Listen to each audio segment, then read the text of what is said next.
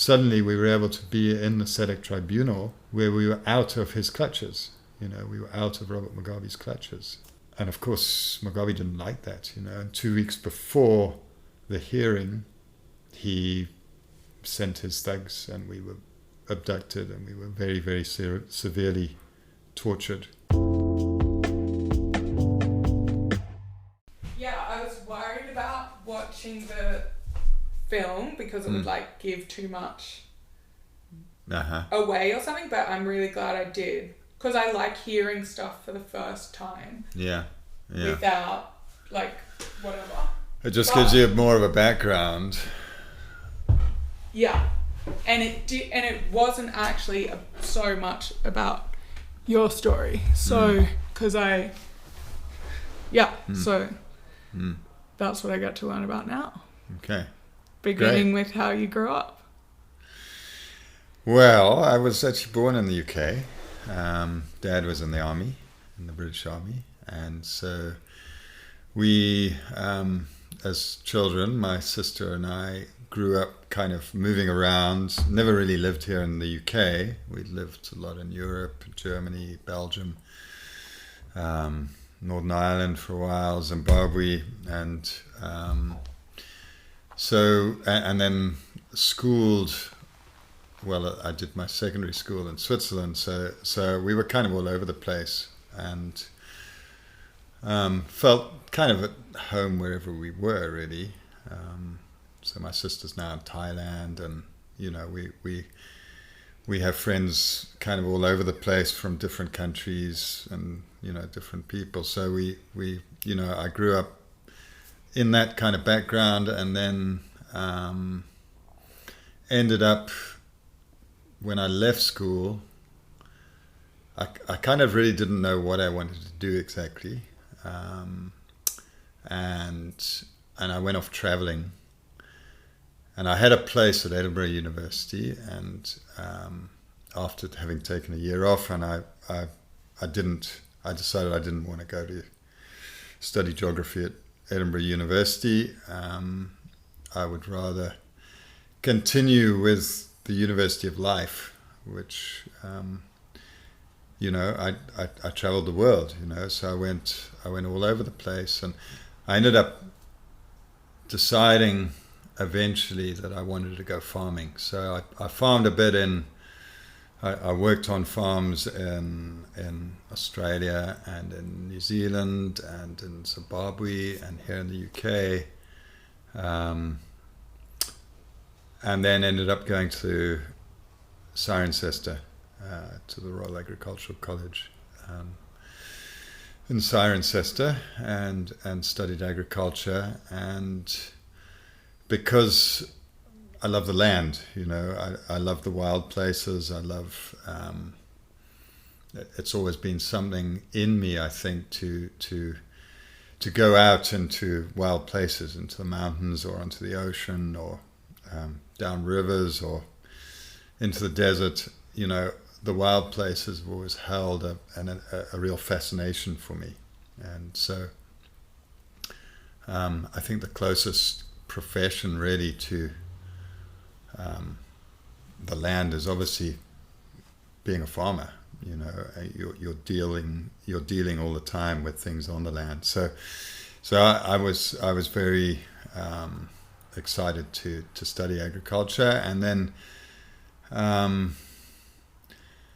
then eventually ended up in Zimbabwe. I got married in 1994, and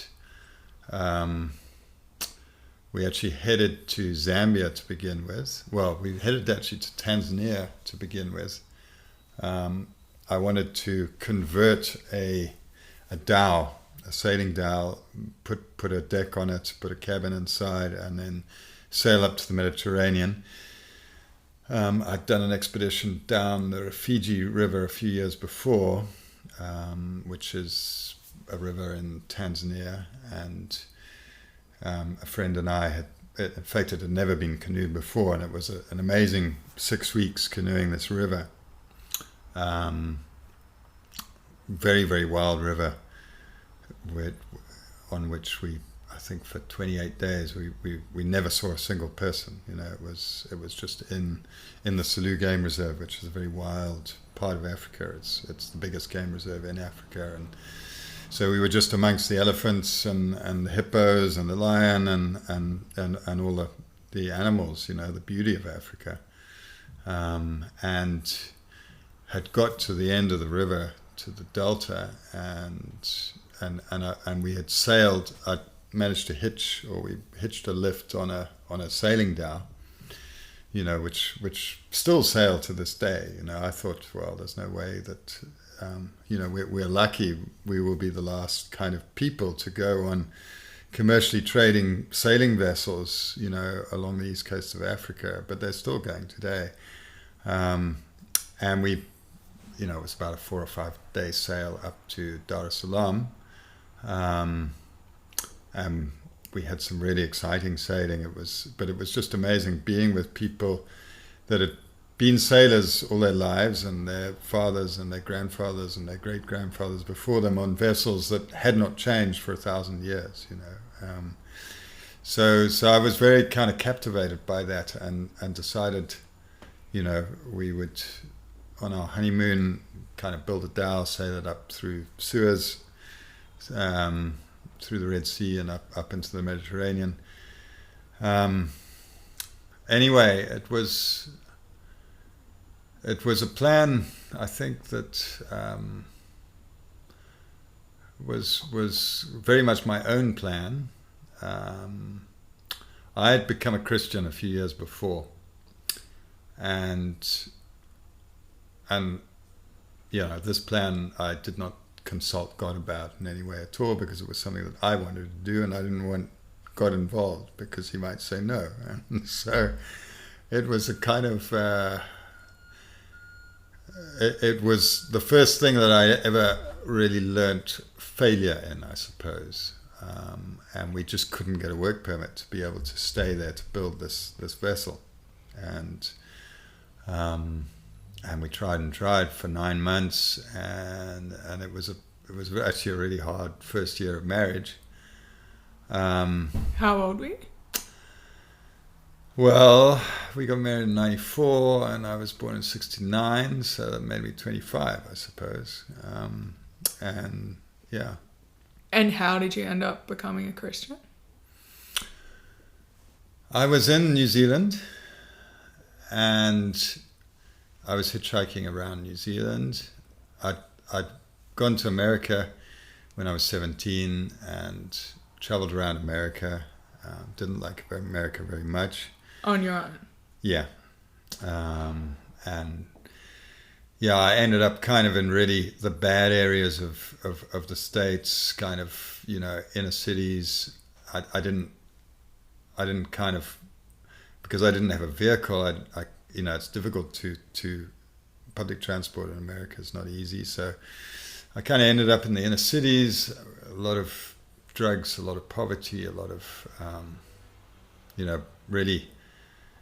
really challenging situations. And I'd never really seen poverty like that before. I'd obviously seen poverty in Africa, but it's kind of different kind of poverty to inner city Western poverty, which is kind of so much more desperate, And anyway, I spent a few months in the States, and then I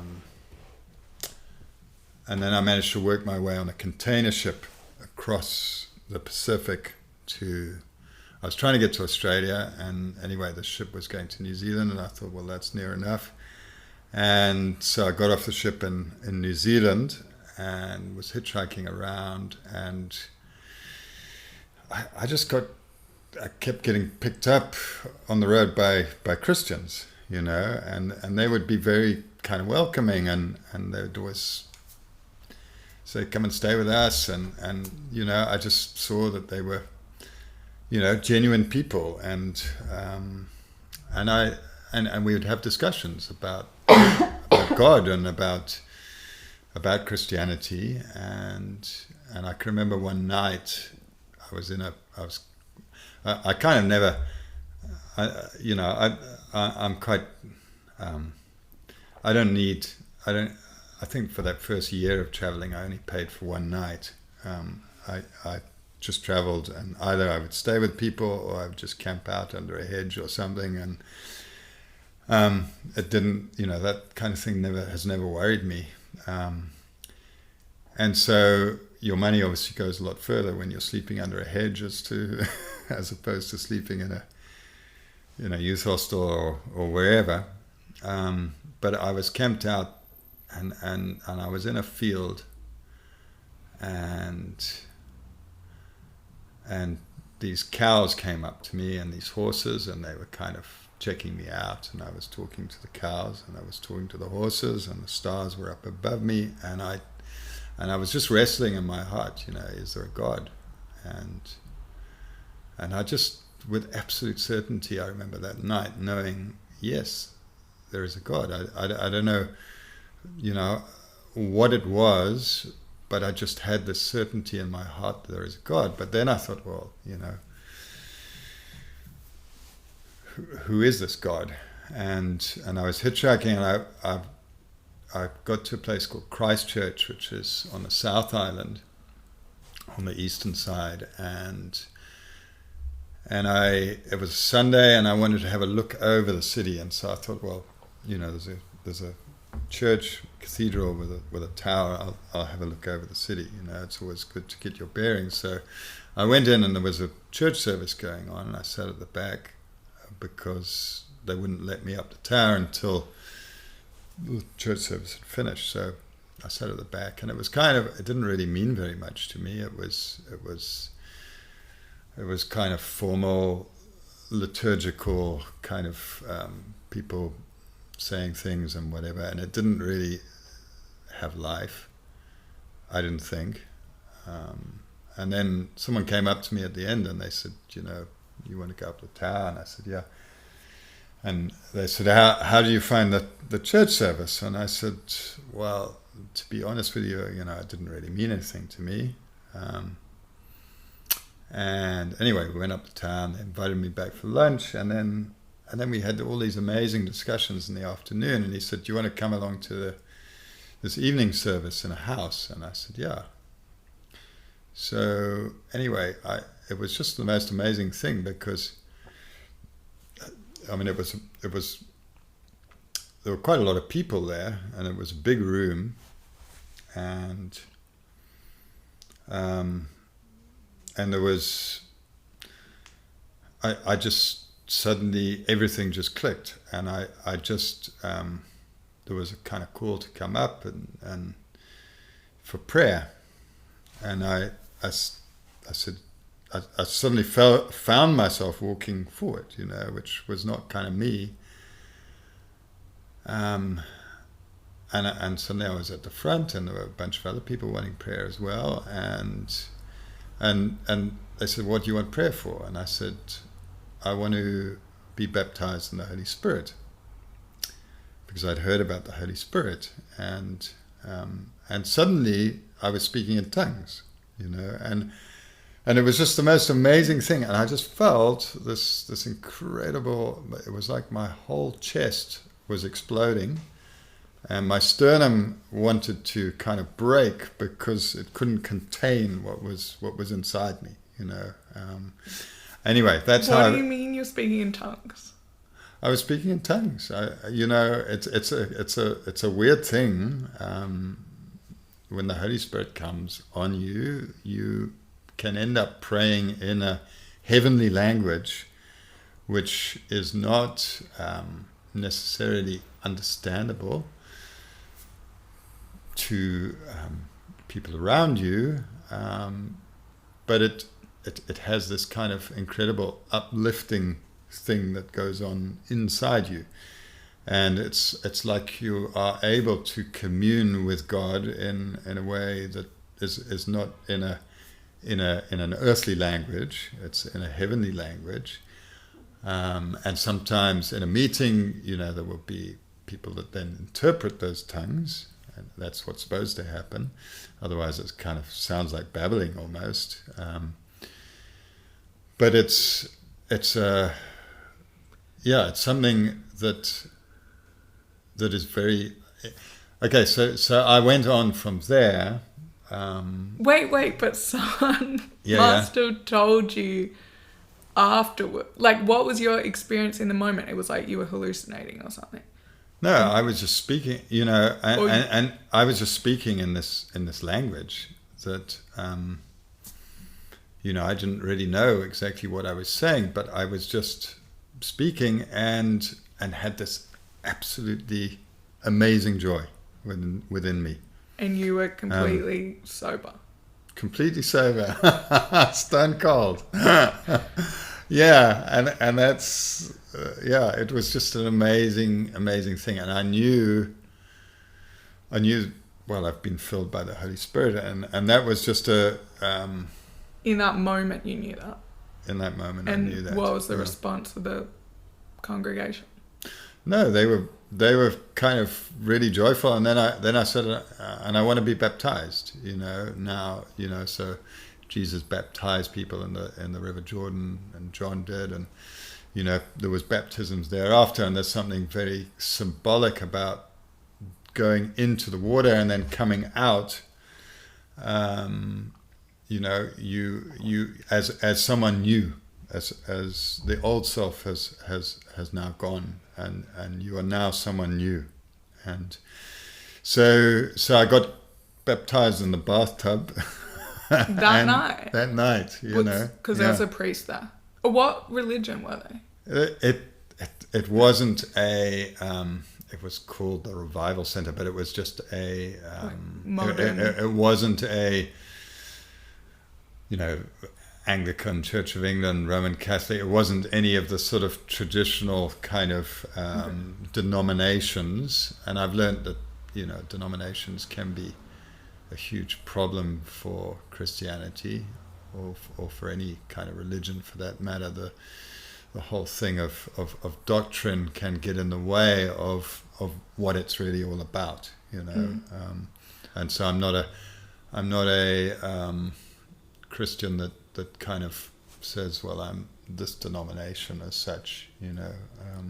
I know if something is pure and something is good, you know, I know that it's right, you know. So that was really amazing, and then from there I ended up in Hong Kong, working with a lady called Jackie Pullinger, who in fact I got an email from today on the train, who's in her 80s now, but she went out to Hong Kong when she was 18, and she started working with the heroin addicts in Hong Kong.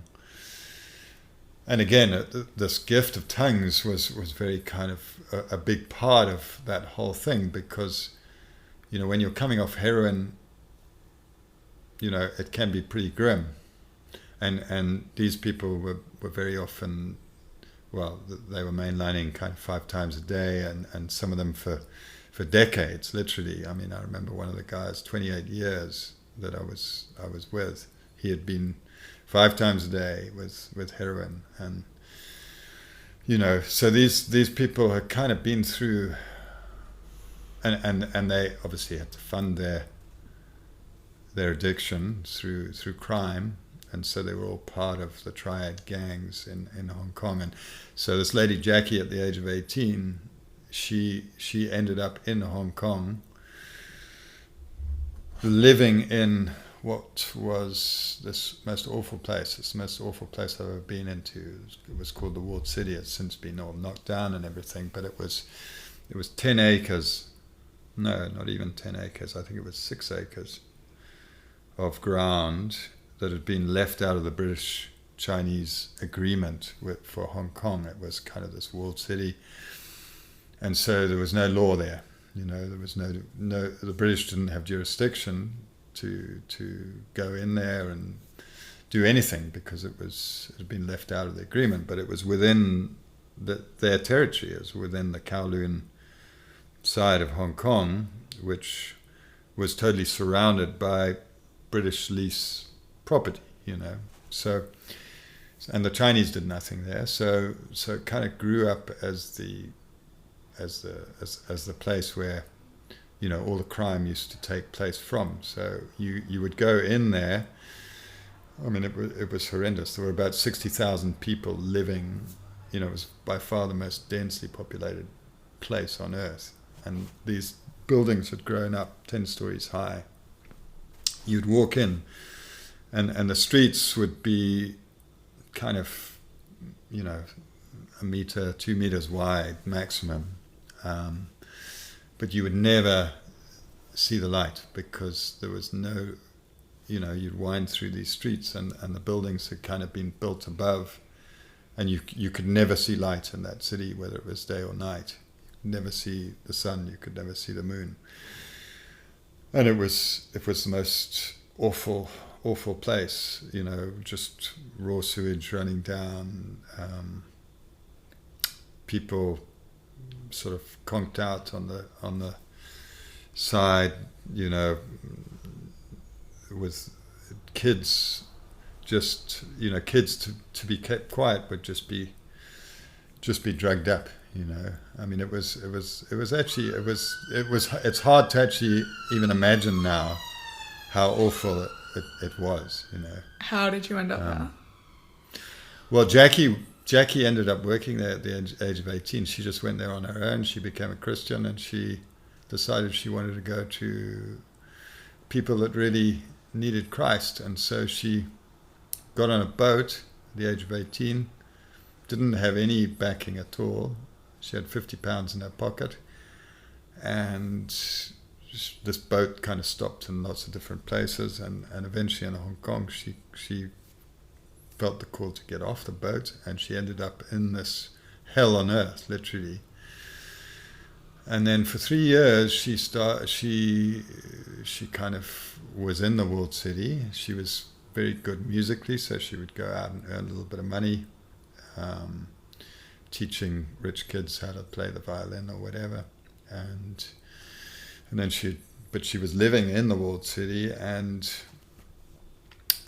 she learned fluent Cantonese, and then she just tried to demonstrate Christ's love for people that were kind of in real dire straits. And for 3 years they kind of looked at her and thought, this is just another do-gooder and whatever. And then after 3 years they suddenly started to realize, well, this person's got something more.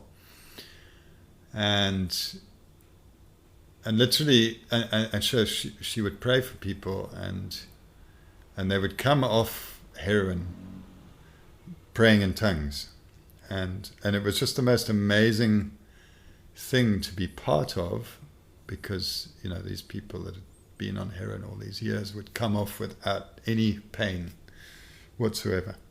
And it was just, for me, having just become a Christian, now to see Christianity as it kind of should be in action, amongst people that have been through, such pain, coming off heroin without pain, it was an incredible time for me. But how did you end up there? Jackie Pullinger was, my aunt knew Jackie. My aunt had been to school with Jackie Pullinger, and so it was through my aunt that I heard about Jackie, and eventually ended up out there. So my aunt is now in Cape Town. I was telling you earlier about my cousin. That's her son who committed suicide in August. Yeah.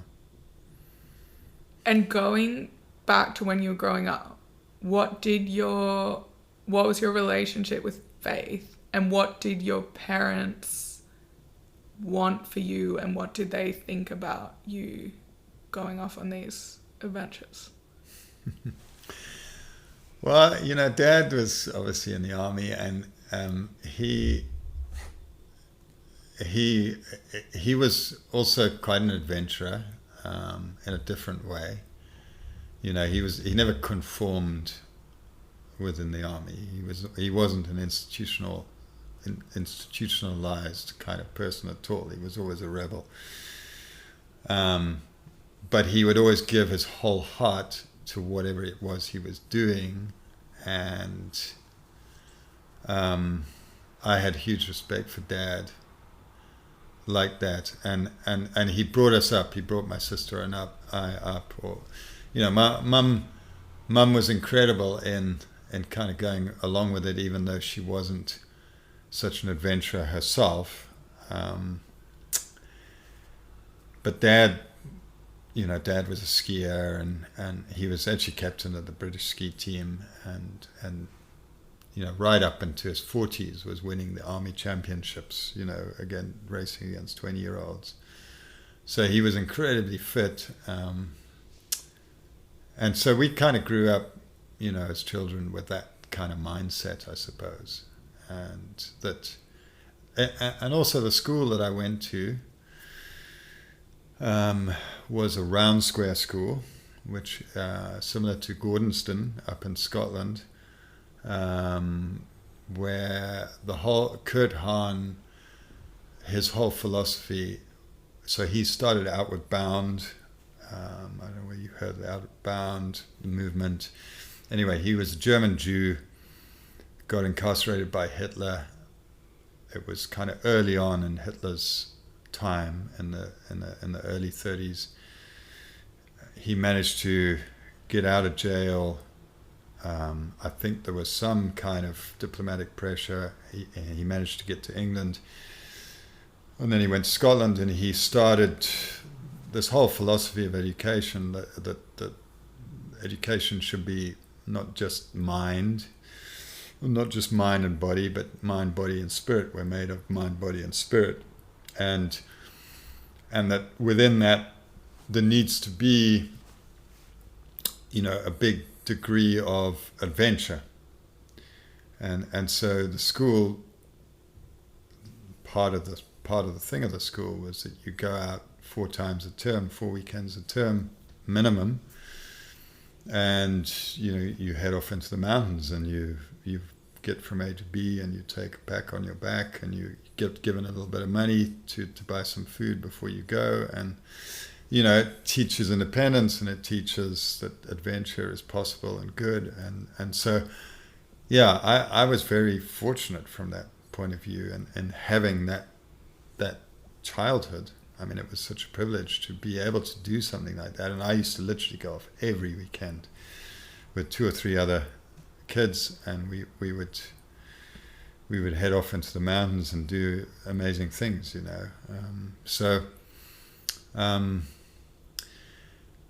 I think, and my grandfather was the same. Dad's father was an adventurer. He loved mountaineering and ski mountaineering in the 1920s, and he kind of blazed the trail, I think. But I think in those days also people were a lot less risk averse. There was, people would head off into the unknown, in those days. I think, from this country, particularly Britain, there was an incredible kind of feeling of, well, the world's, we can go out into the world, we can conquer the world, we can conquer mountains, we can go to the Arctic, we can go to the Antarctic, we can go to the depths of the darkest deserts, we can sail across oceans. So there was that was the way that people were in those days. Fear wasn't, I believe, such a prevalent thing in society in those days, and so I kind of inherited some of that, I suppose. And what was it? What were the values your parents instilled in you growing up? My grandfather was a very strong Christian. He had a profound influence on me. So he during the Second World War, he won quite a few medals for bravery, for courage, and he had some incredible stories of God's hand in certain situations, which really had a profound influence on me. And he wrote a little he was a very, very humble man. You know, he would never kind of crow about the things that he did.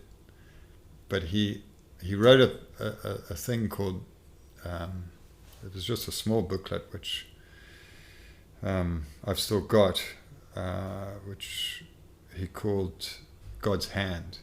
And it was just about all these amazing kind of things which had happened during the war, during very, very difficult times, where God's hand had been evident in saving his life and saving the lives of people in his regiment. You know, he commanded 3 different regiments during the Second World War. And that had a very profound influence on me and obviously on Dad as well. So Mum and Dad were Christians, so I grew up in a Christian home. But obviously, you have to decide for yourself: is this right? You know, is this what I will believe in the future? And it was only when I was in New Zealand that, you know, things all clicked and everything became real. And then in Hong Kong, working with Jackie Pullinger, that I saw God, you know, very much in action amongst the heroin addicts in miraculous ways, you know. And what was it that you think your parents wanted for you in your life? You know, they never pushed anything, and they were kind of very much of the opinion that, you know, my life was my own. You know, I had to make my own choices in life, you know, that I was free to do that I wasn't going to be pushed just because my father had been in the army and my grandfather and my great-grandfather, I had to join the army as well. You know, there wasn't anything like that. I never felt under any compulsion to kind of do anything that they thought that I should or must do because, you know, that's what they had done or whatever, you know. So I very much made up, I felt free to make up my own mind. And I think traveling is a great way to be able to do that, because you meet all sorts of different people that you wouldn't ordinarily meet. You know, you meet the drug addicts on the streets in America. You meet, you know, all the, when you're traveling, it doesn't kind of discriminate as to who you might meet. You know, you meet the richest and you meet the poorest and you meet everyone in between, and you meet people, you meet Muslims and you meet Buddhists and you meet Christians and you meet atheists and you meet, you know, all kinds of different people with different views. And I think it's a really healthy thing to be able to travel and meet all these kinds of different people from different countries with different upbringings and different views on life, because you realize actually at the end of the day we've got the same needs. We've got a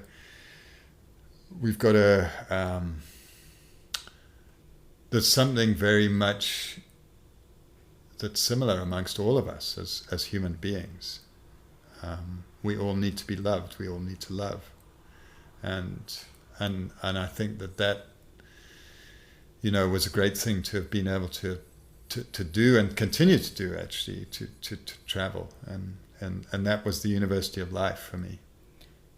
And so they were happy with you?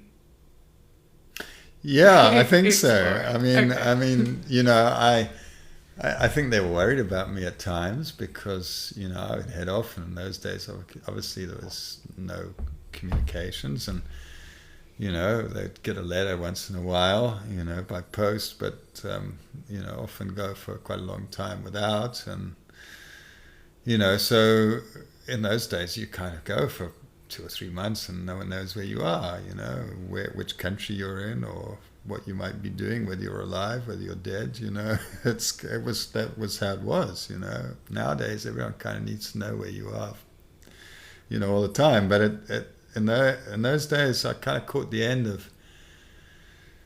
of that era where people used to just head off and not be heard of again for months, you know. So Mum and Dad, I think, were they were brave parents to kind of, think that was okay, I think. And how long were you traveling for before you went to Cirencester? For 3 years, yeah. And then I went to Cirencester and kind of learned about farming. And then I went ski jumping. So that was kind of a bit of a different thing. I headed off to Norway, and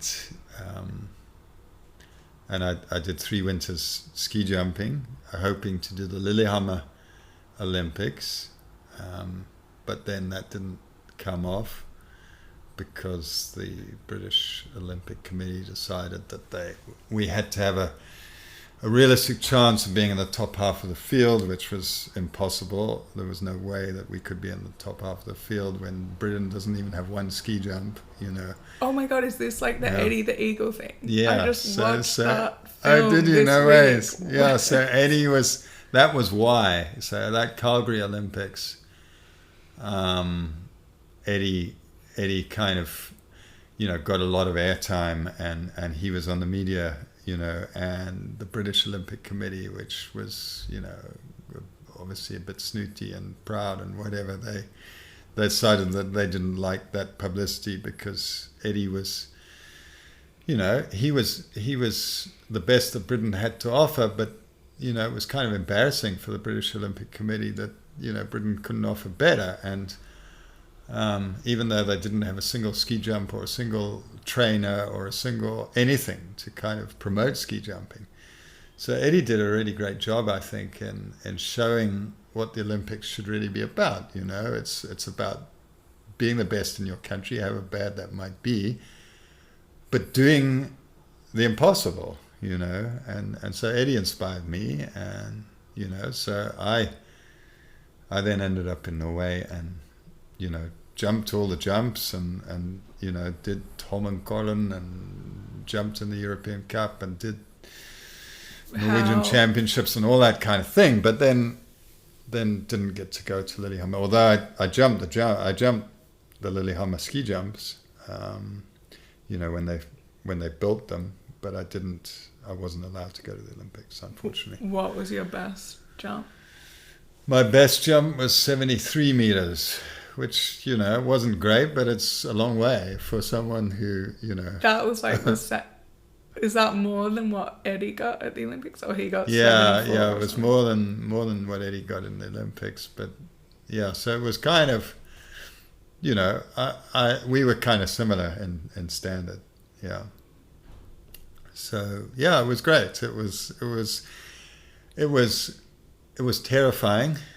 I learned a lot about overcoming fear, because you get to a new ski jump which you've never jumped before, and it's, you stand at the top and you look down and you think, what's the ski jump going to be like? Because every ski jump's different. As you go through the curve in the in run, you can be thrown back or whatever, and you obviously, when you take off, you have to be in perfect balance, otherwise everything goes wrong. You have to launch with perfect balance, and so it was terrifying. And I kind of, I've still got a few little dents and things from ski jumping days, but I was very fortunate in not doing any major damage. So because it's 90 meters or 70 meters, yeah, there's a 90-meter jump and then there's a 120-meter jump. So and you did that. So potentially you can, on a 120-meter jump, if you jump the whole length of the hill, you can go as far as 120 meters. And if you jump any further than that, you're landing on the flat. So you're out jumping the hill. So they have to take your speed down by making you go from a lesser height on the in run, so that you don't out jump the hill. I never had a chance of out jumping the hill, but the best guys obviously in the competition will out jump the hill if they're going from to a higher place on the in run. So obviously it depends on the on the conditions. If it's icy conditions, you're going to go faster down the in run, and so you have to go from a lower bar. And if there's been new snow that's a bit sticky or whatever, then you have to go from a higher bar. So what made you want to do that? Yeah, that's an interesting question. I guess with Dad having been, such a good skier and everything, just before the Olympics, although he went to the Commonwealth Games and won a gold medal in that, and then in the I forget which Olympics it was that he was captain of the British team. He had an injury to his Achilles, and he never competed. And I guess part of it was, well, I could compete,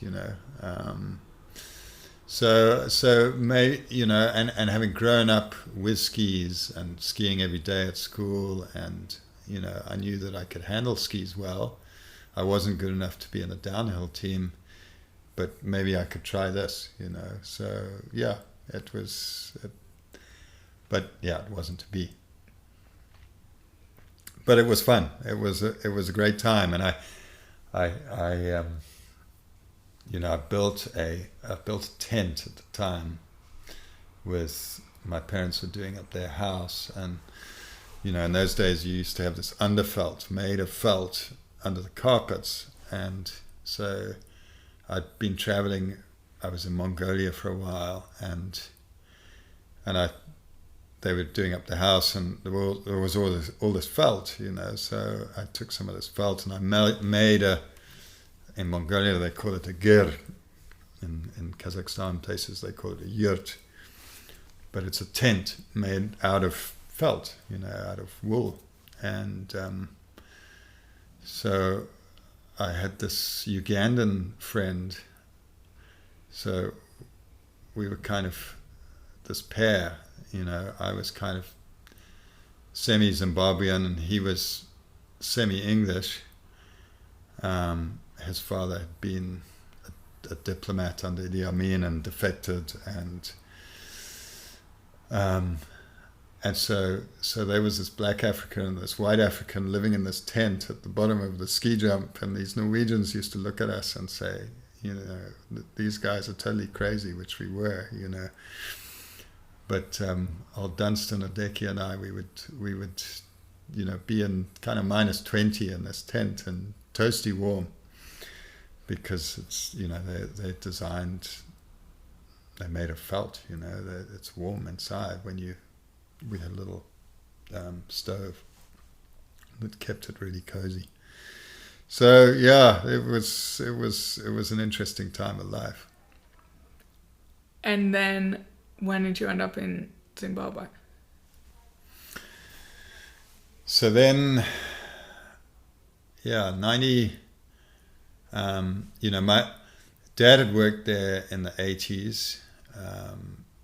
He was part of setting up the staff college just after Zimbabwe got independence. So it used to be called Rhodesia, and then it got independence in 1980. And then Dad was part of the staff college that set up the new army. So they obviously had the old Rhodesian army, and then they had Mugabe's army, which was trained by the Chinese, and then they had Mkomo's army, which the southern tribe in Zimbabwe is the Matabele tribe, and they were trained by the Russians. And then there was another kind of private army of Robert Mugabe's, which was trained by the North Koreans. So they were the 5th Brigade, and they were kind of totally separate from the rest of the army completely. They had different radios, different call signs, different uniforms. So Dad was involved with trying to amalgamate these 4 armies, and so as kids, my sister and I had been, we just grew to really love Zimbabwe. It was just somewhere where we really we made some very good friends, and in fact I ended up marrying the sister of a friend that, you know, were friends of my parents, or my wife's parents were friends of my parents, and so and that's kind of where I got the love of Africa, and I got the love of the land, and really got to understand that Africa was a place that I wanted to spend the rest of my life, you know, and so although I went traveling and went to see the rest of the world, it was always Africa that kind of drew me back. How old were you when your parents were based there? I was in my early teens. Yeah. And you were going to boarding school in Switzerland. Mm-hmm. Yeah. So it was kind of a dream childhood in many ways, you know. The stars of Africa and the grasses and the wild animals, and, you know, and then Switzerland and the mountains, and going off into them and on skis and you know, camping out and kind of, the wilds of Europe and the wilds of Africa. Yeah. And why did they choose Switzerland for school? I think, you know, really it was because they spent a lot of time in the Alps. Dad would always be training teams or running competitions or whatever, you know, because of his skiing background, and then they just came across this school that was an international school, and did the English system that the army was prepared to pay for, and my sister and I both got bursaries, and so it was just a wonderful opportunity for us that my parents saw. And you know, it's difficult in the army because you're moving every couple of years, and so most kids end up at boarding school because, you know, it's very disruptive for your education, being in different systems and different schools with different friends and different teachers kind of the whole time. So that's where we ended up. And how long did they stay in Zimbabwe for? They were there 3 years. Yeah. So, but it was long enough for me certainly to, you know, look at Africa as a place that was a place that I wanted to eventually settle down in. So how old were you when you then moved there?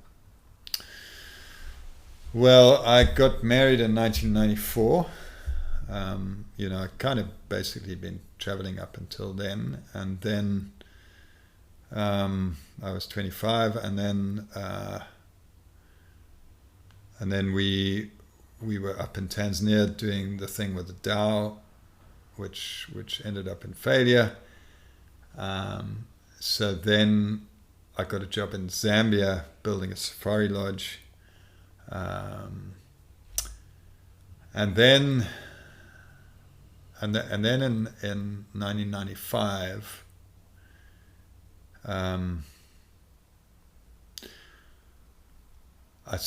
I had a night.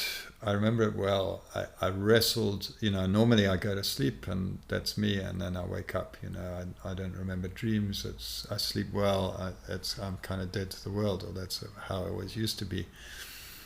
And then, one night I just wrestled, and by morning knew that I had to quit my job. So I had a 5% shareholding in this safari camp that we were building, and it was kind of, you know, a dream, but I just knew I had to go back to Zimbabwe, you know, and I didn't know what I was gonna do. But I had absolute certainty in my heart that was what God was calling me to do, you know. And so I quit my job. I put in my papers to get residency in Zimbabwe, which in those days was incredibly difficult. You know, even though Laura, my wife, had Zimbabwean passport, and you know, she's well, her family have been Africans for 300 years. Really? Yeah, 1713 was when their family originally got to the Cape in South Africa. So, you know, it was very difficult for a husband to get any kind of residency. If it was the other way around, you know, if I'd been a woman marrying a Zimbabwean man, then it would have been no problem. But the other way, but as a man marrying a Zimbabwean woman, it was virtually impossible. Anyway, within a week, I had permanent residence with no restriction on any employment, and I knew that was a miracle. I knew that was impossible any other way, you know, because it just never happens that way. So I knew, you know, that was kind of confirmation of that wrestling night. And so from there, you know, didn't know what it was that I was going to end up doing. And I was offered a job doing game capture with some friends who involved with the films as well, and they train lions and capture animals and relocate them, and you know, conservation, and it, you know, was really up my street. But then something just said no, you know, I shouldn't do that. I just didn't feel, even though it would have been amazing. And then this other job came up with an organization called the Commercial Farmers Union, which basically represented commercial farmers. And I thought, well, you know, this is not up my street. You know, I'm not an institution kind of man. I'm not a union sort of person. This is totally out of my, you know, out of everything that I would normally end up doing. But something compelled me to pursue it, and I went for the interviews, and there were quite a few different interviews, and I was offered the job, you know. And so I thought, well, it's for a season, you know. It will kind of bring me into the agricultural world in Zimbabwe. I'll get to know things a bit better, and then I can go farming or whatever in the future. And I thought, this is going to be the most boring job that I will ever do in my life. But you know, I've never wanted to answer telephones or be behind a desk. You know, that's not me. So there I was suddenly with a secretary and behind a desk answering telephones, and involved in this agricultural union. And within a very short period of time, the first listing of 1,472 commercial farms happened, where the government wanted now to essentially take all those farms. And suddenly things became, you know, very interesting in many ways. You know, suddenly, I mean, you know, I had my hands very, very full. I had people that had been farming for generations suddenly realizing that, you know, in a very short period of time, they might be relieved of everything that they'd ever built, you know, by government. And, you know, I had grown men, you know, men who had been through war and who'd been through, you know, all sorts of hardships, literally crying, you know, and they just didn't know how to handle this situation. And so suddenly I was kind of thrust into this very, very difficult situation where, you know, you kind of, you read about it, the 1917 revolution in Russia, the kind of things that happened during the Second World War with dispossession of people, you know, the Jews, what happened in the Eastern Bloc countries where, people, and we had a number of them actually in Zimbabwe who had left Hungary, for example, just with a suitcase and their title deeds, and had farmers that had lost everything. And so, suddenly we were kind of thrust into this situation in the year 2000, way beyond where we thought that these kind of things could ever happen again. And, government just wanted to confiscate all private property, and so it was a really difficult time, and no one really knew what to do. But I just knew that we had to stand somehow by the law, and we had to fight it in a legal and considered way, even though I had no kind of real legal background. The law for me suddenly took on a whole new meaning. The meaning of property rights, the rule of law kind of was something that I would just think about the whole time, and I knew that whatever happened, we had to protect ourselves before the law. And of course, during these kinds of situations, you end up with very, very desperate people. You end up with, when you're about to lose your home, the place where you grew up, the place where your children have grown up, where your pension is, where your income is, where your cattle are, where all your everything that you've ever known as a farmer, your whole life is your farm. Suddenly people become very desperate if that is going to be taken away with no compensation, and so you get lots of people making different plans, and you get people doing things totally out of character, and you get tremendous amounts of fear, especially when government starts to kill people, kill farmers, and you realize that you're kind of very much on your own. I went to people that had been killed, farmers that I knew that had been killed, and picked up their butchered remains, and it was a horrific time. It was no one could. Very soon we realized that you could not even help your neighbor, or that your neighbor would not come and help you, and I realized, no, that's not the way that it must be. I must be there for whoever was going through these kinds of things. And so I would go out, and I'd be very often all alone, and I would go out to a farm where a friend or a fellow farmer was being beaten up, or being something terrible was happening. And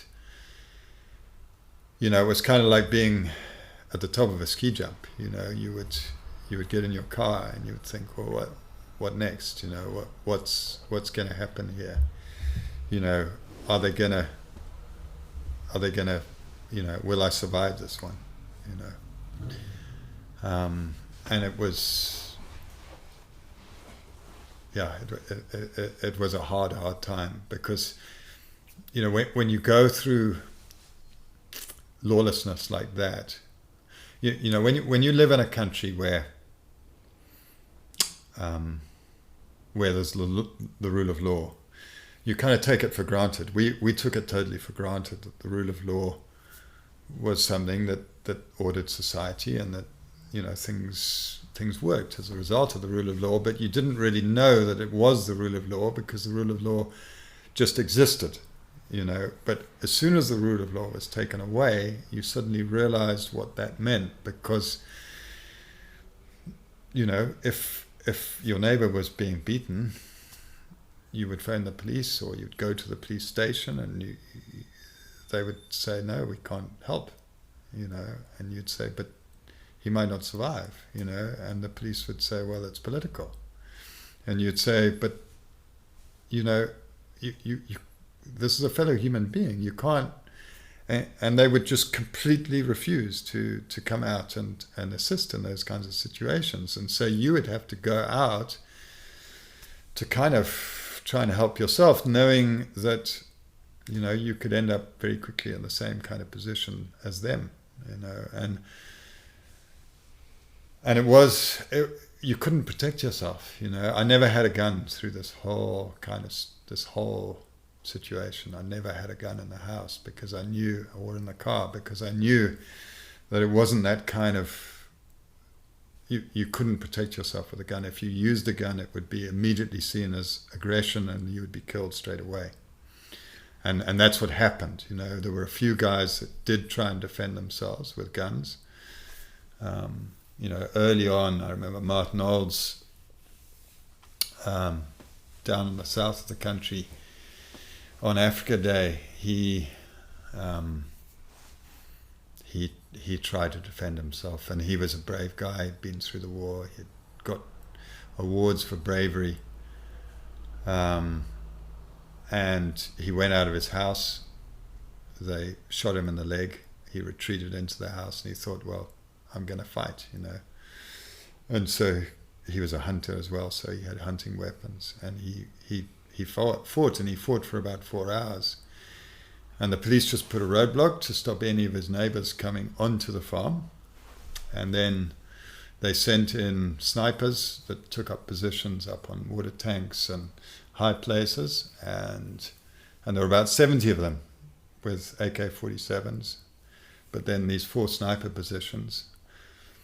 And, eventually Martin obviously they set his house on fire, and he took refuge in the bathroom. And then eventually got shot through the bathroom window, and then they dragged him out and they just mutilated his body, And so we realized you cannot fight this with guns. The government is far too powerful. They've got an army of 40,000 people. They've got a police force of 20,000 people. All those people have got guns. Me and a couple of mates are not going to make any inroads in trying to defend ourselves. We have to somehow use the law to defend ourselves. So this must have happened gradually. Like when you first moved to Zimbabwe, did you think this is like a stable enough country where I can live, and we trust that the government might not be like the best government in the world, but they're not going to get in the way of us living and making money and whatever, raising a family? Yeah, the Cold War had ended. This was late 90s, so the Cold War had ended. The Berlin Wall had come down. I was there when the Berlin Wall came down, and it was the most amazing thing to see that Berlin Wall come down. And we kind of thought, well, this is a new era in world history. We'd seen what had happened in the rest of Africa during the Cold War, where, Marxist ideology had kind of ruined Africa. But we thought, well, Zimbabwe only got independence quite a lot after the rest of Africa, apart from South Africa and Namibia. And so by 1980, Zimbabwe, had a very good economy. It had no debt. It was the best educated population in Africa. We had the best health facilities in Africa. We had incredible infrastructure. We had a functioning economy. We were industrialized. It was a country very different to the rest of Africa, to the north of us. And the Cold War was over, and we thought, well, this is a land of opportunity. This country's going to go forward. It's got a stable base to it, and Mugabe. There's no way that Mugabe's going to ruin this duel. But then one of the consequences of the Berlin Wall coming down was that democracy started to take root, and from a one-party state, suddenly an opposition was formed in 1999. And Mugabe realized that in the year 2000, when there were going to be general elections, he was going to lose, because this opposition party was something new. Mugabe had been in power for 20 years. People wanted something new. People wanted something different. And so he realized that the gloves had to come off, the people had to be brought into fear. And, by using the kind of white farmers as a smokescreen for what he was doing and bringing his people into fear, he would be able to kind of pull off what he needed to do to stay in power. So he was very clever in doing that, rather like Hitler with the Jews. He used us as white people as scapegoats for all Zimbabwe's ills. And of course the black nationalist movement within Africa was able to applaud that, and he didn't get any real censure from within Africa regarding what he was doing. So it was kind of, we were on our own. What did you think about him when you first moved to Zimbabwe? I met him once. I met him a couple of times, in fact. Back when I first got this job as in the Commercial Farmers Union, I was asked, I went to this kind of meeting. I didn't really know what it was all about, but I was told to go to it, and Mugabe was there with about 10,000 other people, and there were just a few of us white farmers there, and the other white farmers were quite a bit older than me, and they'd all been through the war and everything. And suddenly the kind of commissar, the guy running the meeting, came up to us and said, "Can one of you say something, in the microphone?" And the older guys kind of said to me, you do it, as a younger person, kind of with younger eyes, not having been through the war, because it was the anniversary of Mugabe's Bullets for Bullets speech, where he basically said, we're going to war to get independence.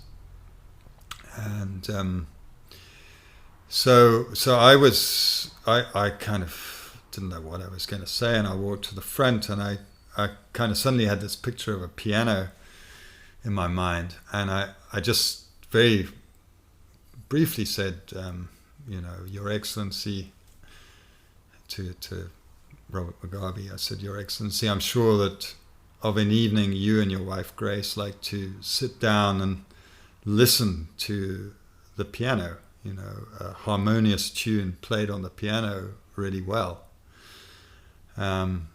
Because there's something very, very beautiful about music that is beautiful and harmonious." And I said, a piano has got black keys and it's got white keys. And in the hands of a great composer and a great pianist, those keys are made to sing and make a beautiful sound. And I said, you are that composer and you are that pianist, and we are white people and you are black people, and we want to live in harmony.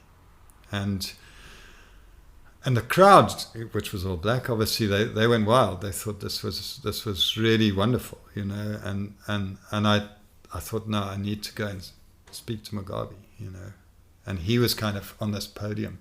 It was out in the bush, but they'd built this kind of platform, and he was sitting on a big armchair kind of up above my head. And I went up to him and looked up to him, and I put my hand up to his to shake his hand. And he didn't want to shake my hand at first, but then he saw the reaction of the crowd, and they were all cheering.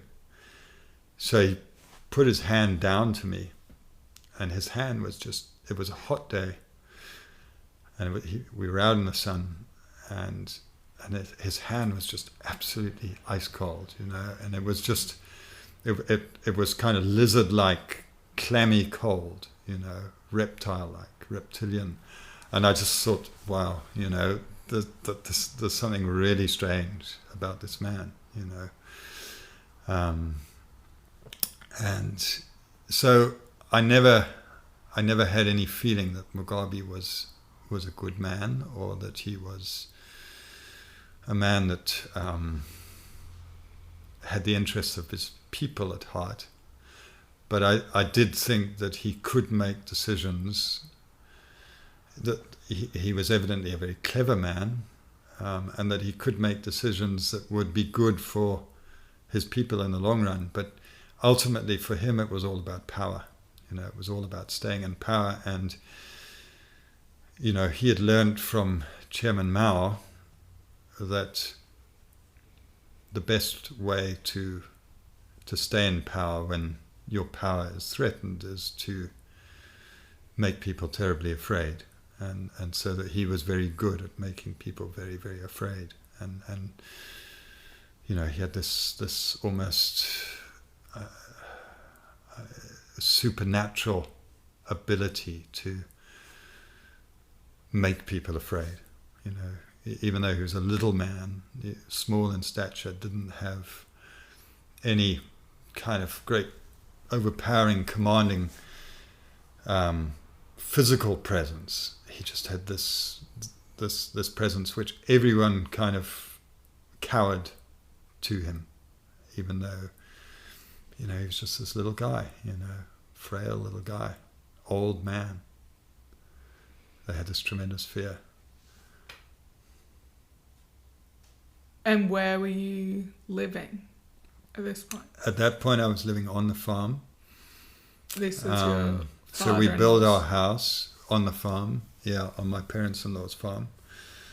It was called Mount Carmel Farm, which was quite a strange name, because it's, Mount Carmel is obviously a mountain, and you'd expect there to be a mountain on the farm, but it was a flat farm, so we never knew at that point why it was called after a mountain in Israel.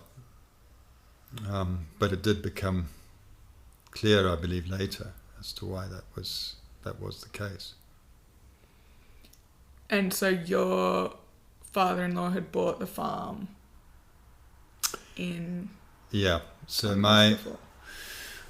there were actually two farms.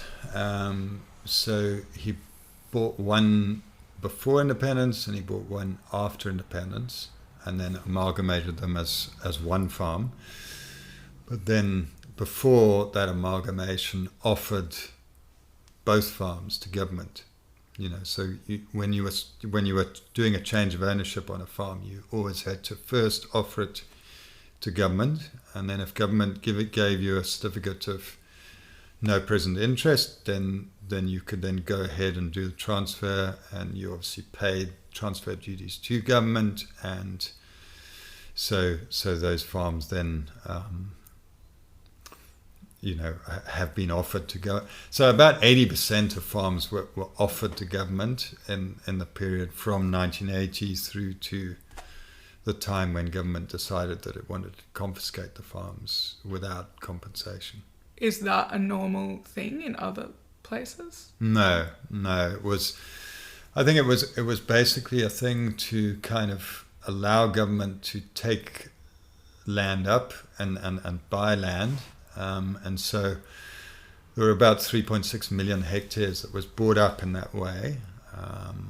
But then a lot of land wasn't bought up, and it remained in private hands. So about 20% of the country was still kind of in private, white-owned hands by the year 2000. So there was still a substantial amount that was owned by white farmers, but it was gradually becoming less with every year as farmers either got old and sold, or they went out of business, as happens in farming, quite often when there's no subsidies, and you're on your own in Africa, and it's very much survival of the fittest as farmers, and so there's a big kind of turnover of farmers as people go out of business, and then other people buy them up. Yeah. Huh. And were there privately owned black farms at that point? Yes. So back in the colonial government initially set aside areas that were sort of tribal trust lands, and then there were they in the 50s, I think it was, or maybe a bit earlier, they set aside land that was now able to be for the master farmers, for the really good black farmers. They were given titled land, so with proper title deeds, individual private ownership, and then from the British government. Yeah, and then there was UDI took place in 1965. So there was the unilateral Declaration of Independence that took place in 1965, where Ian Smith declared independence from Britain. So similar to what happened in 1776 with America.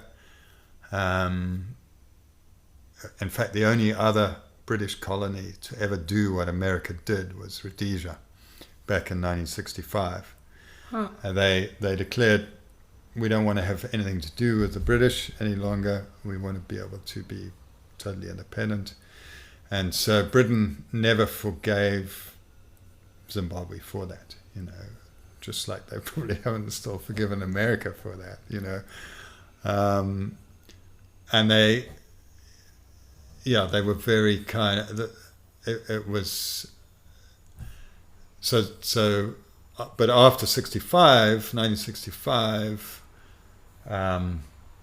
by then most of the British Empire had kind of gone independent, but with majority rule, So this was not majority rule. This was a qualified franchise whereby you had to have a certain level either of education or of responsibility to be able to be on the an A-roll voter. Otherwise, you were on a B-roll vote. So it was a kind of move towards majority rule, where it was one man, one vote, or one person, one vote. But it wasn't that, So the black nationalists didn't agree with that. They wanted majority rule, and that was what opened the door for war to take place. And so, when that happened, any further reforms on the land didn't take place, because war then kind of broke out. The Russians and the Chinese came in to train Mugabe's men and Nkomo's men up, and suddenly there was a sort of, well, not full-scale war immediately, but by the time Mozambique became independent after the coup in Portugal in 1974, there was a route through for AK-47s and bases for Mugabe's men to be able to launch attacks from. And so, from 1975 onwards, it became full-scale war. And of course, no reforms can take place during that time.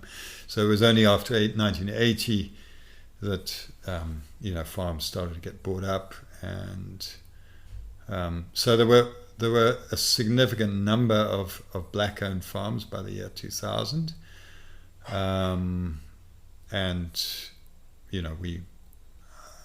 We in our area probably had 30% of the privately owned farms were black and 70% white. Yeah.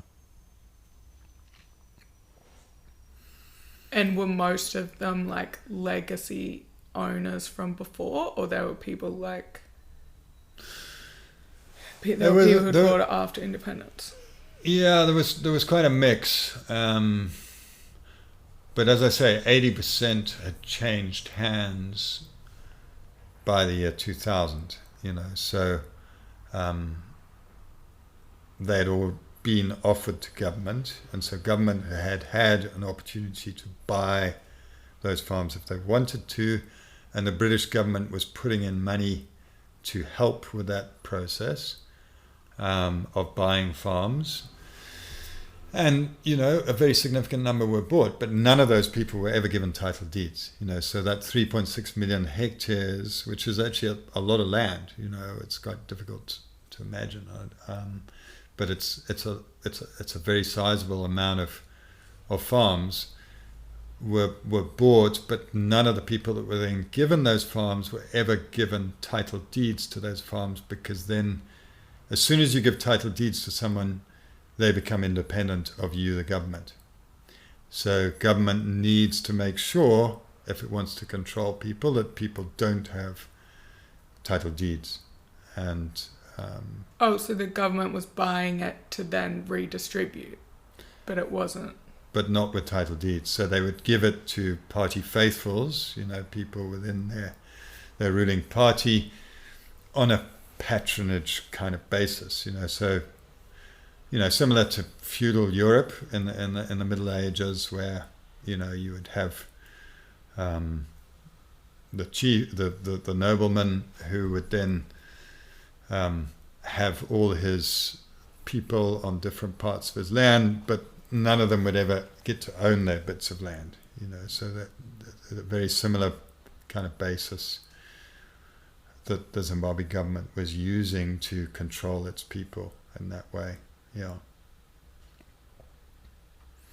It's kind of, it was a hybrid between the sort of Marxist system and, the traditional chief system, where the traditional chief is essentially not only, he's the leader of everything. He's the judge, he's the lawmaker, he's the guy that decides whether you live or die, and so it was kind of an extension of that system. As soon as you've got property rights, individual property rights, you've got independent people, and that's a huge threat to people that want to be in control. But so as far as you were concerned, living on this farm, it was like you had the title deeds, that all the dues had been paid, had been offered to the government, so that was your farm, and even though this other stuff was going on, you would be able to live there. And yeah, I had real confidence that we would be able to stay there, because we didn't fall into any of the criteria. We were not a derelict farm or an underutilized farm. We were an export farm, so we were earning lots of foreign currency for the country. We were doing long-term crops, orchards, mangoes, citrus, which didn't fall into any of the criteria. We had wildlife, and so we were, my father-in-law was a great conservationist, and so he kind of started the whole kind of thing of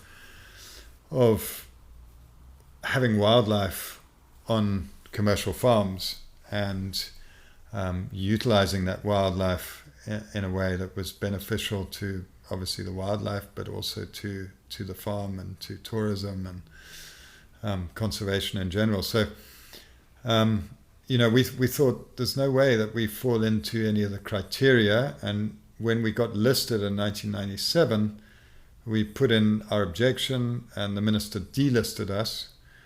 And on the strength of that delisting, we realized that they'd looked at our objection and they'd upheld it, and they decided that we weren't to be acquired. That's when we went ahead and we actually built our house, and we finished it just before we moved in August 99, just before our first child was born, and then within 3 months of him being born, all hell was let loose, and suddenly it didn't matter about any of the criteria any longer. It didn't matter about any kind of legal ramifications or economic ramifications or loss of employment or what it would do to the tax base or anything like that. Those things were not a consideration whatsoever. The only consideration was to bring us, but more particularly all our farm workers, into abject fear, and they did a really good job of bringing total terror to a whole population, because we were the swing vote. Our farm workers were the swing vote for the elections that were coming up. Our farm workers were supporting the opposition, and we were the kind of cannon fodder in the middle. So, but they had to bring us into total fear, and so I've learned a lot about fear, and a lot about overcoming fear, and a lot about what fear does to people, and how it can completely paralyze people, and how it can change people's characters, and be so destructive to a society and to a family and to a country when fear is able to be brought out in such a way. And I think, in some ways, what I've seen in recent years through the media, through COVID and through things like that is fear is not just something that can be in your face like it was with us, where it was kind of, government thugs could come and do what they liked to you, and the police would do nothing. Fear in a more abstract way through the media can be peddled to achieve ends in a different way as well, or the same end in a different way. I think fear is perhaps the most destructive thing that we can ever succumb to.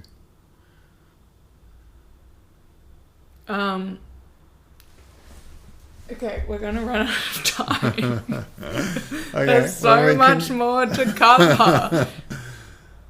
But, okay, so, can you summarize really quickly then what happens over the next?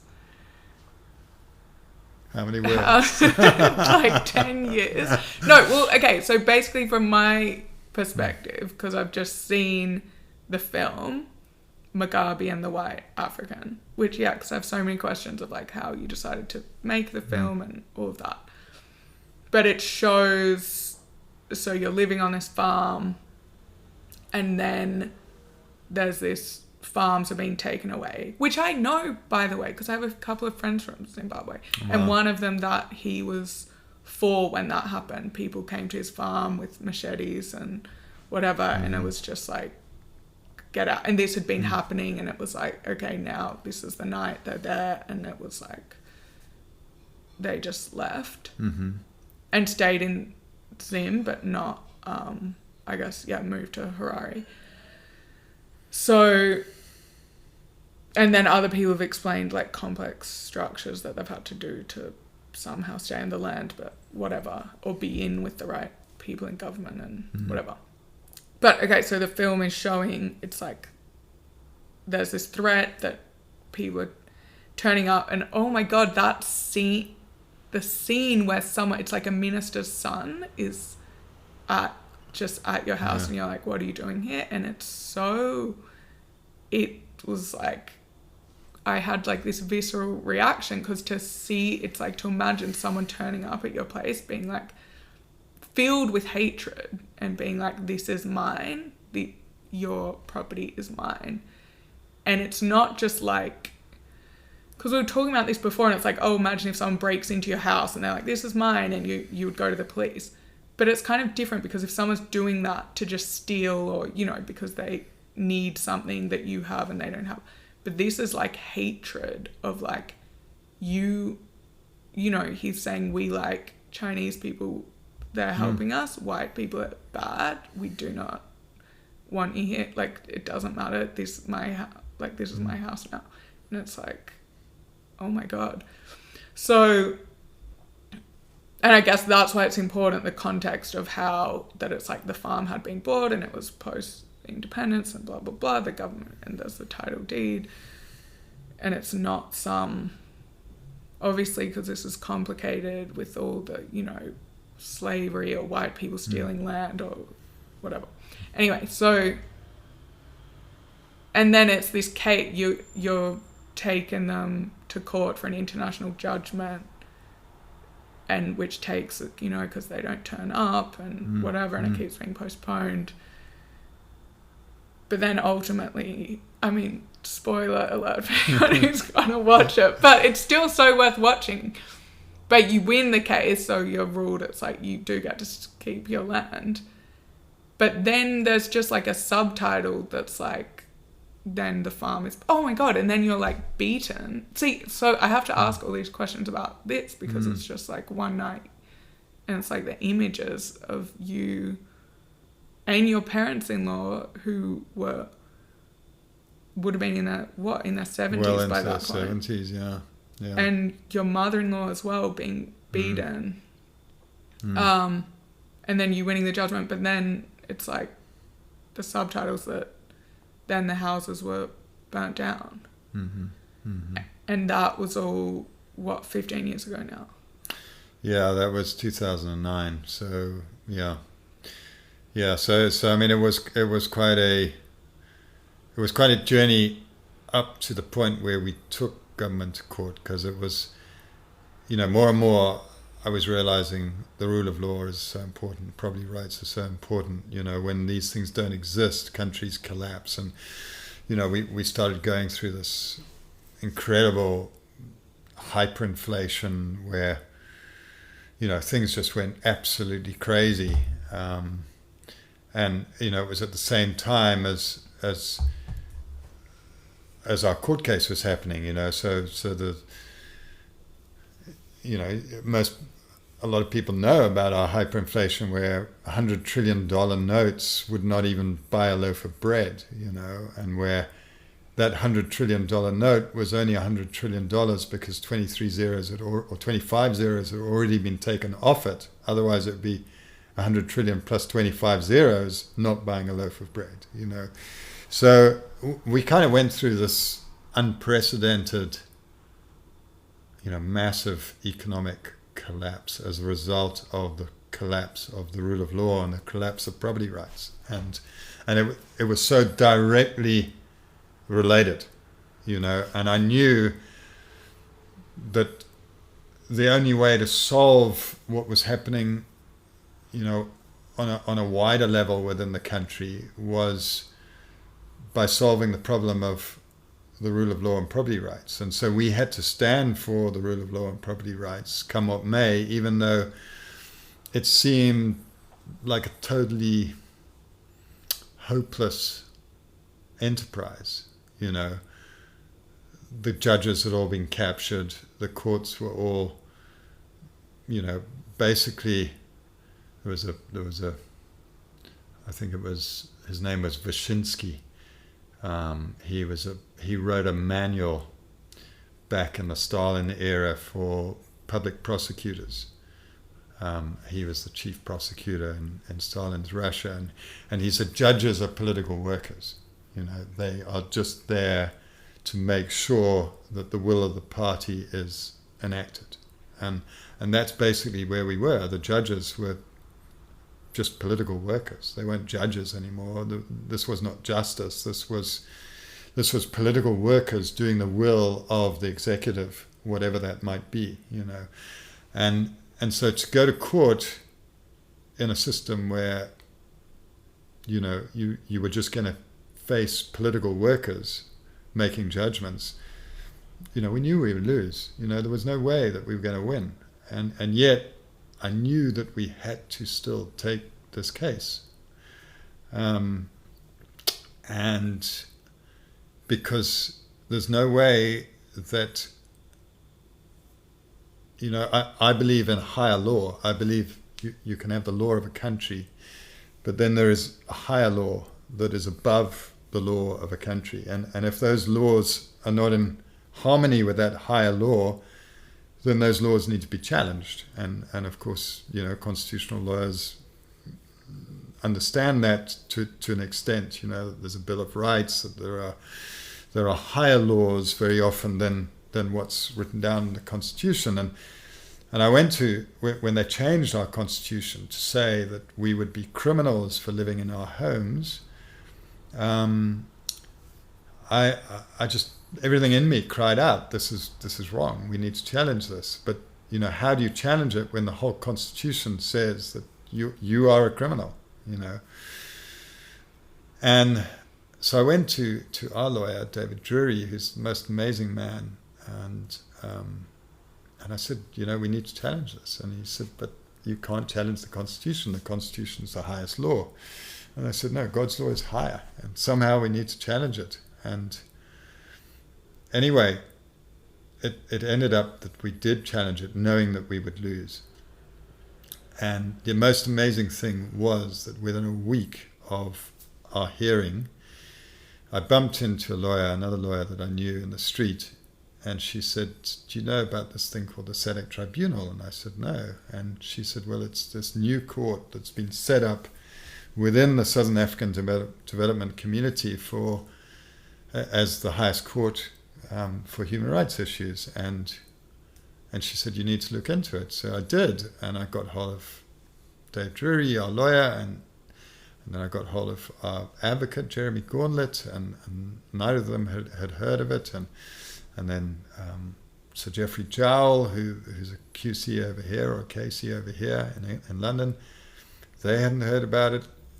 Anyway, they all did their research, and they found, well, we can approach it, and that was within a week of our hearing in the Supreme Court, which we knew that we would lose. And I knew that there was something amazing about that, I mean,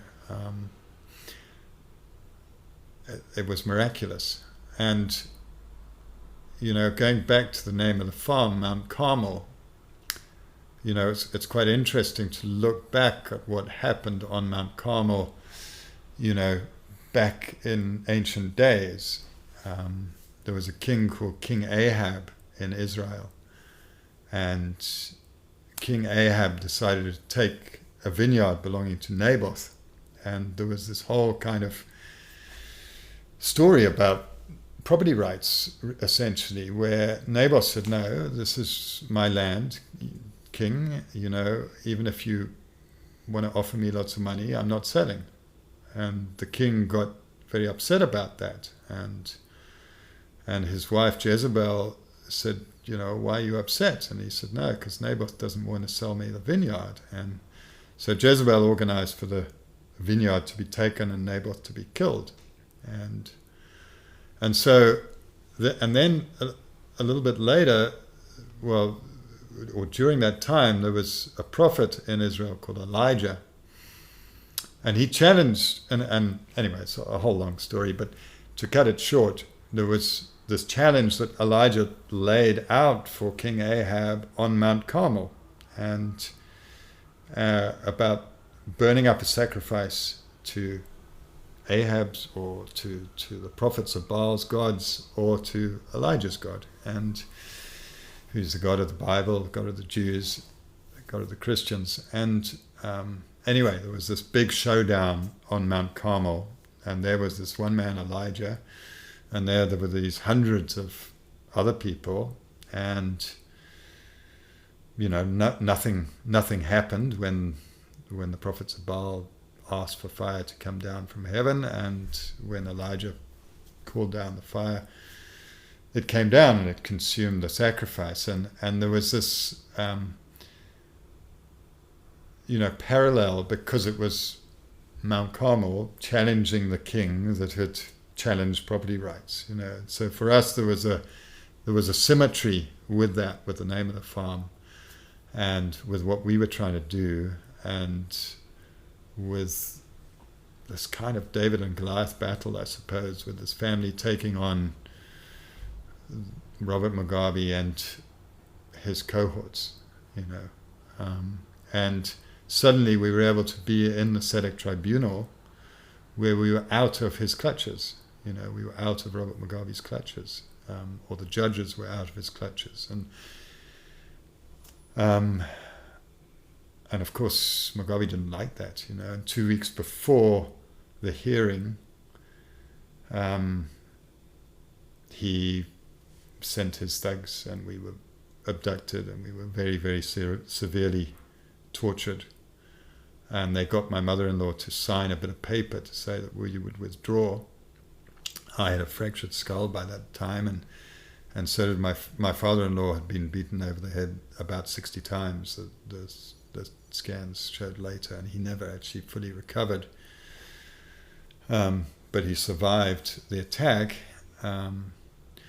But they were desperate to try and stop us from pursuing, that court case in the SADC tribunal. And anyway, that was 2 weeks before, and amazingly, although my parents-in-law were still in the hospital, I was able to get to that court hearing in a wheelchair.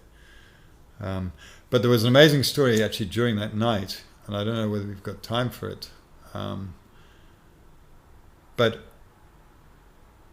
one of the things that I'd found really, really hard, and I think this is something that many people struggle with. When people have done terrible things to you or to your family or to the people that you love, your friends, it's very hard to find any love for such people, obviously. It's not a natural thing to love people that do terrible things to you or to your family or friends.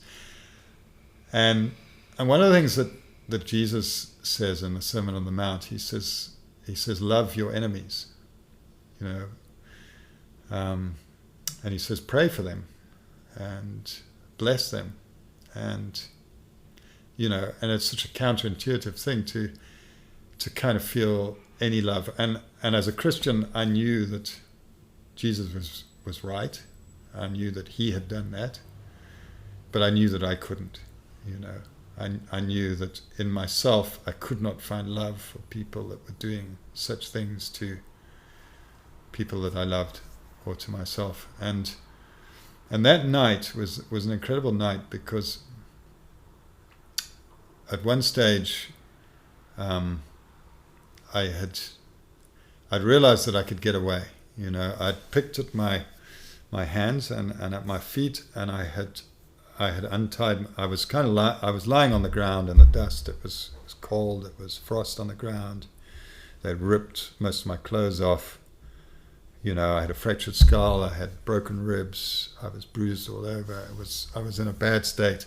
But as I was lying on the ground. And one of the things that interesting that they'd done was they had poured cold water over us as well, to baptize us into the name of the ancestral spirits, which is, it's a big subject. But anyway, I had managed to untie my hands, and then I was kind of lying face down, and then I'd managed to untie my legs, and I thought I can get it. Even in my broken state, my legs are still fine. I can get out of here. It was dark. It was dark night, no moon. It was thick bush. Most of these guys were pretty high on various drugs, and although there were a lot of them and they were heavily armed, there were, they had probably 30 guns between them. I knew that I could get away, and I then thought, no, if I make my break, all they'll do is just kill my parents-in-law. I thought, no, I can't. I just can't do that, And then, of course, they eventually found that I had untied myself, and they were now angry that I had untied myself, and they tied me up really tight now. And then they were picking me up by my belt. I still had my shorts on, and they were picking me up, and they were just beating me with a sjambok on my back, and it was incredibly painful because it wasn't so much my head, even though it was fractured at the time, but it was more my ribs. Broken ribs are really painful when you picked up and then just beaten and convulsing, and I was just crying out, the pain was so intense, and I was just crying out with each blow. I didn't know what else to cry out. I just cried out the name of Jesus. I just cried out Jesus with each blow. And then after a while, they left me, and I was kind of just lying in the dust, and thinking. I don't know what I was thinking, but I was just. I knew that there was probably not a lot of chance of surviving that night, and I'd actually prayed a bit earlier. I prayed, God, if I'm still to be around here, then I'm at peace about that. But I said, if you want me tonight to be with you, then I'm equally at peace about that. And I literally had absolute peace either way as to whether I lived or died. And then, they laid me down, and I was just lying in the dust. And then suddenly this incredible thing happened. I suddenly felt this love for these people around me. It was, I can't explain it in a way that is rational or human. It was, I believe it was supernatural. I just suddenly had a love for these people, and I reached out for the first pair of feet, and they were mostly barefoot, and they were kind of standing around me. I was lying on the ground, and I reached and I said, "May the Lord Jesus bless you," and it was just this most amazing thing that happened, because it wasn't it was like the bonds around my heart that had stopped me being able to love my enemies had suddenly been loosened, and I felt this incredible freedom. Even though I was tied up, I was in this terrible position, a dark place, I just felt totally free. It was an amazing thing to be able to just, in that way, just bless my enemies, and I just had this love. It was just a weird thing. And so, yeah, that night was a very life-changing night from that perspective, and yeah, they then shortly afterwards, they'd been making telephone calls, and by that stage it was all over the world news, because they'd chosen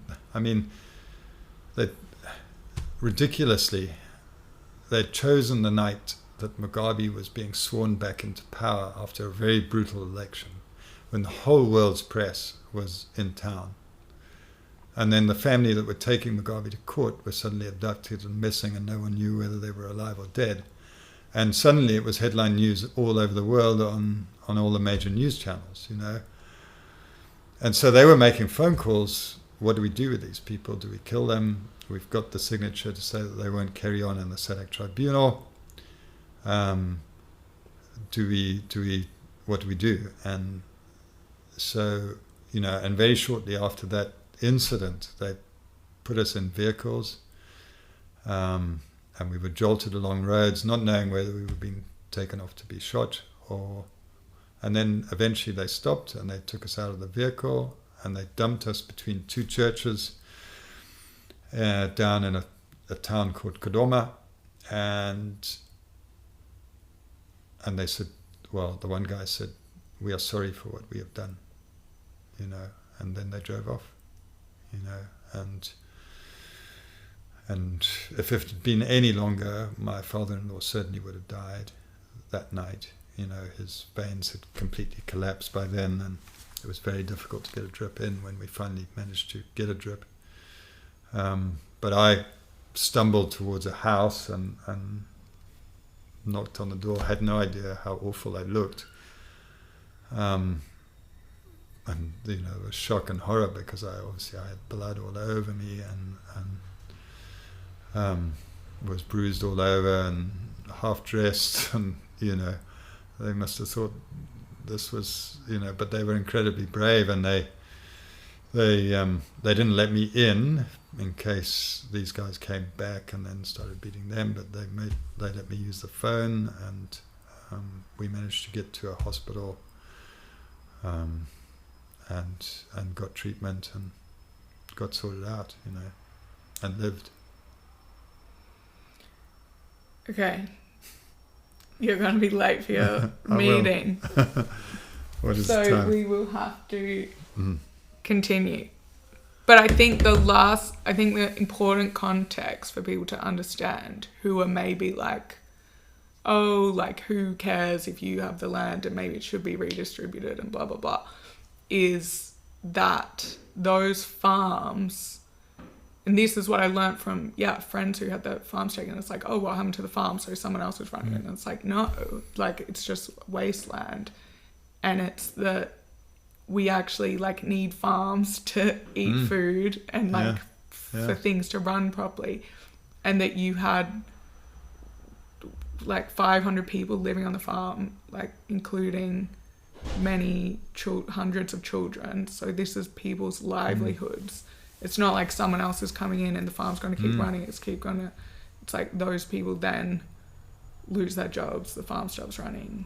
The animals all got killed. We had 500 animals: giraffe and eland and sable and waterbuck and impala and all sorts of different animals, zebras, and every single one of them got killed. And then our fruit trees, 40,000 fruit trees, most of them are all dead. So it hasn't benefited anyone. But it has benefited the ruling party, and that they've managed to remain in power. And 37 years later, 37 years Mugabe survived, and then there was a coup, and his second lieutenant, or his first lieutenant, took power, and they're still in power 43 years on. So for them it's been a success, but for the people of Zimbabwe it's been a disaster. Okay. To be continued. To be continued. Hey guys, thanks for listening to this episode. If you enjoyed it, feel free to share it with someone. And also, a random 23-year-old just messaged me on Instagram and told me he found the podcast through the algorithm. So it actually does help if you review the podcast and subscribe or follow. And then you get to find out about future episodes as well.